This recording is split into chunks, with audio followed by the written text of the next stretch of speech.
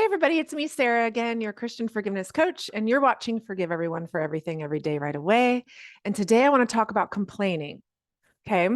I complain plenty, but let's be honest, right? Complaining, while it may feel justified and kind of good in the heat of the moment, it's actually not super fun. It's kind of a drag. It makes us feel awful. It's not fun for those around us, unless you have a complaining buddy, right? Which some of us do. But at the end of the day, while it can be useful to vent and just get something off your chest, consistent complaining really just leads to more complaining. And then we find ourselves kind of in that negative rut. Okay. One of my past complaints used to be driving my kids around. They were at that age where it was just a lot of driving back and forth, sometimes like 5 trips to and from the house to town, taking them wherever they needed to go. And I remember complaining a lot about it. So notice the areas where you complain the most. And I like to think of them, like caution tape, red flags.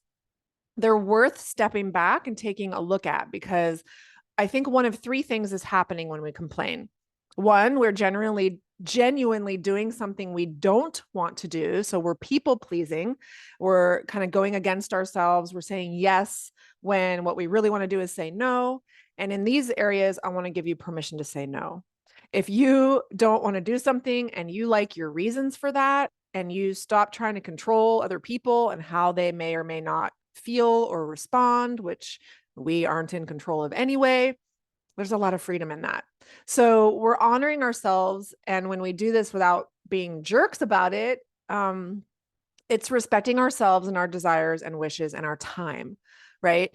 The other reason we complain is we've just gotten like stressed out. We're maybe in a negative thinking pattern. So my example of driving my kids around, when I'm able to step out of kind of the poor me, pity party, whining, temper tantrum state, I realize I actually do want to take my kids where they need to go: school, work, the gym, a friend's house, a birthday party, the library, shopping for their birthday, whatever it is. One day they're going to have cars and they're not going to need me to drive them around anymore. And I actually love that time in the car together where we get to talk, or get to hear them talk to each other. It's really fun.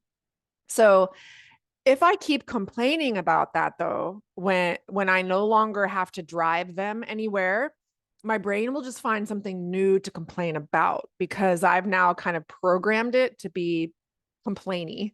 So now what? Do we want to do that, or do we want to just stop complaining? So how do we stop if we want to stop? And I think it goes back to answering one of those 2 questions. Am I doing something I really don't want to do? Or am I just thinking negatively about the situation and I actually do want to do it? So both things are something we can change. Neither one is necessarily easy to do, but it's doable. So let's say you're saying yes to something you actually want to say no to, and saying no seems really scary. And we worry about how another person might respond, what they might think of us if we say no. And that makes us really uncomfortable. But the lie here is that saying yes when we really want to say no, that's easier. Because the truth is, it's not easier.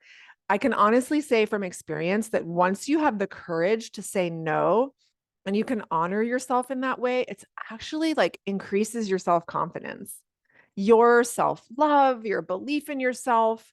When it's done with love, saying no actually increases your ability to love, and it frees you up to say yes to the things you actually want to do. And that right there serves the world so much better. I know I would rather have someone say no with love than say yes with a bad attitude. So when we say no and someone else is disappointed, we have to learn to be okay with that. They're allowed to be upset, and that's okay. We're still allowed to say no. And I think the opportunity here is to pay attention to how we respond to someone after we say no if they are upset. If we're responding to them with love, great. But what if we're responding to them with defensiveness? It's not so great. So are we being like stubborn, or are we open to like a loving conversation about it? So how you feel when you decide to say no will be your guide. Your emotions around it will help you understand if your reasons for saying no are reasons that you like or not. If we want to say no, but we feel angry or defensive or righteous or stubborn, it's kind of worth examining our reasons. If we think about saying no and we feel kind of open and loving and relieved and at peace about it with our reasons, then most likely we're in line with ourselves and we're honoring ourselves. So now I think that there are times when maybe we want to say no, but we decide on purpose to say yes for the other person. And this is totally a personal choice. It's very individual. But what I want to offer here is that when we decide to do this, we do it with the right attitude. We do it with love. For example, my friend asked me to help her come over and help her move a couch, right? Do I want to move furniture? No, nobody wants to move furniture. But do I want to help my friend? 100% yes. So that is what the second reason for complaining is all about, like taking that step back, recognizing we're actually doing something we do want to do. We just have to sometimes frame it differently in our minds. Do I want to drive all over town with my kids? Not really, but I do want to serve my kids and it involves driving. So that's where I can adjust my attitude if I want to stop complaining about it.